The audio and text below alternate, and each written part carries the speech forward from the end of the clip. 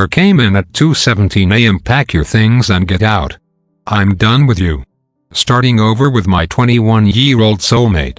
I've already drained all your accounts and credit cards. I stared at the screen for 5 full seconds before replying. All the best.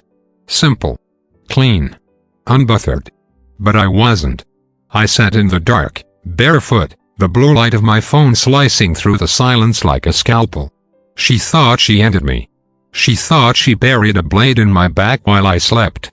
She forgot who taught her to sharpen it. Her name was Elise, my wife of 8 years. We met the way people meet when they still believe in forever, at a bookstore, reaching for the same copy of The Art of War. Fitting, in hindsight. We built everything together. Or so I believed. A modest home, joint business accounts, dreams stitched together like patchwork quilts, delicate, imperfect, but ours. She used to trace my jawline with her fingertips and whisper, "We'll be old and gray and laughing at the world someday." I didn't laugh then. But I'm laughing now. The cracks started subtle, nights out with the girls that smelled like cologne. Locked phones. A new gym routine. The sudden obsession with youth, hers and someone else's. I didn't question. I observed. I stored moments like bullets in a hidden chamber. Quiet. Measured. Ready. The first clue wasn't lipstick. It was logistics. She took out $3,000 in cash from our joint account in a single week. Said it was for furniture. We hadn't moved a chair. Then came the hotel receipts in our business credit history, booked under aliases but tied to her email recovery. Rookie mistake. I followed the trail like a bloodhound. Her browser history flushed daily, but her cloud backups were sloppy. Photos of her and him, shirtless, grinning. A boy who thought an older woman made him a man. He didn't know she just needed someone dumb enough to feel new. The betrayal didn't break me. It clarified me.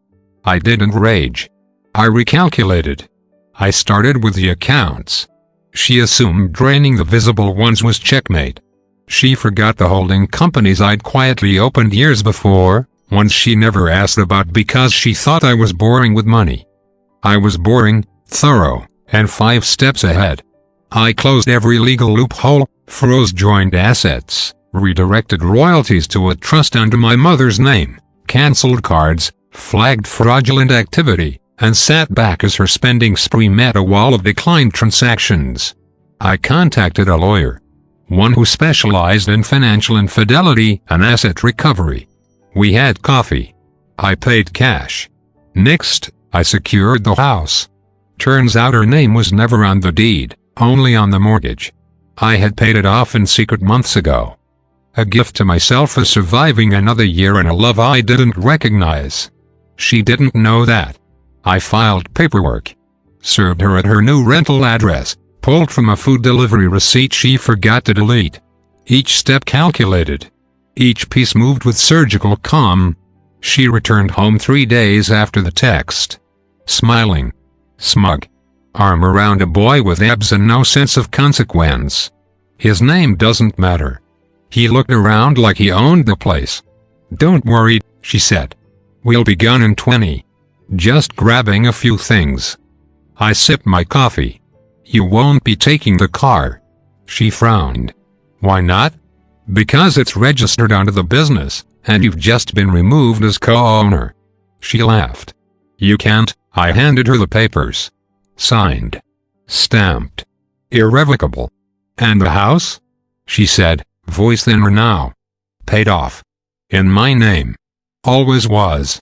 Her soulmate asked if we were being punked. She told him to shut up. She grabbed her phone, tried to access the accounts. Locked out. The scream that followed cracked the kind of silence no apology could fill. She ran upstairs. Through open drawers, empty. No jewelry. No watches. I'd sold them. Liquidated the assets. Donated the rest, in her name, to a shelter for domestic survivors. "Consider it good karma," I said. She lunged. Shouting. Cursing.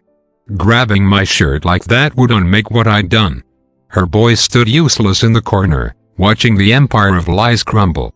"This isn't over," She spat. It was over the second you hit send. Her phone dinged again. Final text from me, all the best.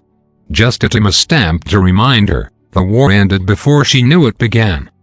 They left with a backpack and a broken ego. I stayed. Peace doesn't make a sound.